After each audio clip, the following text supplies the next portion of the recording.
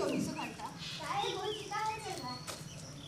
देखी सब तो ठीक है बा, ठीक बा ना? ये बुझाता है कि कितना गरम पड़ता है, बुझाता है हालत खराब है, मेकअप तो कइलो में जियान हो जाई। अच्छा ठीक बाटे, लेकिन ये तो मौसम कहल जाला, जब गर्मी ठंडा ना आई तो कैसे करनी। अरे मत बोलो।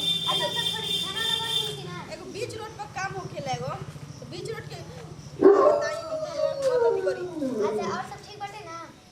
देखी सब ठीक बा ना?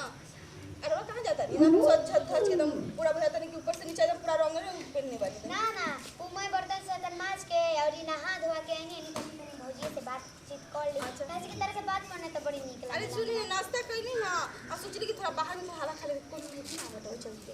ठीक बा ना? ठीक बनी यानी ऐसे के इतना बनावल बाटे घुमाई खातिर ना। अच्छा ठीक बा। क्या हो पार्क तो का जी तो का करी बोली रौरा? ठीक है बा घूम बाबूजी देखिए तो खिसियाए लगे हम। माने बाबूजी के जरा बीच में हर बात में बाबूजी काहे पटक दे बोली रौरा जी?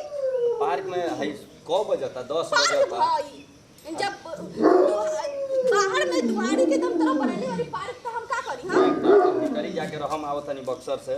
हम कितना खुश नसीब है कि दोस्त के फोन करके बोला तनी कि अरे छोटी हमारे पास नहीं बा, हमर दुल्हा जब हमर जहां घर बा ना घर के पास में एकदम पार्क के तरह सीन देले बा एगो रवानी कि पार्क तो हम सब स्विमिंग पूल में नहा लो जा घर में 10 बजे दिन में ना नहा जाला रो पता बना रो ना बतैली कि जब नहीं है ना तो घर ठीक है बा पैसा से कम निकल हूं जाते हम आवत नहीं बक्सर से। देखी एटीएम कार्ड देके जाई ठीक बा ना? दिमाग हम साफ कर देम। हां 2-4-500 में ना फरिया जाई 2-4-500 में का हम गरीब भाई के लड़की है क्या से 2-4-500 में फरिया जाई? का किने के बा मैं चीज किन के त लेले बानी। दहेज लेवे खातिर 40 लाख रुपया दहेज ले रही ना। तो तार बाबू यही तरी 40 लाख दे दी हलो। दी एगो हम मांगत रही एटीएम का हम जाके बा मारे। तो लो एटीएम में लो जा मुंह पिटे है देखे हिसाबे से पैसा खर्चा करी हो। अच्छा ठीक बा हमार आओ तनी 2 घंटा में ढेर पैसा मत निकली हो। सुनी एक बात बताई, हाँ। हम 6 महीना से मार्केट नहीं गए बानी ठीक बा ना? हम मन पसंद पर कपड़ा लेके आए ठीक बा ना?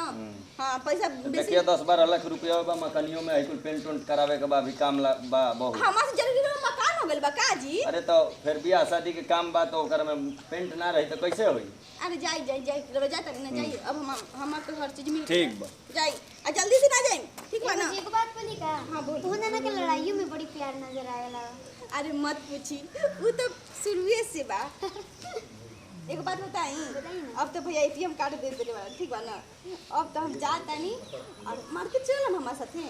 अब तो मम्मी के परमिशन लेवे के पड़ी ना।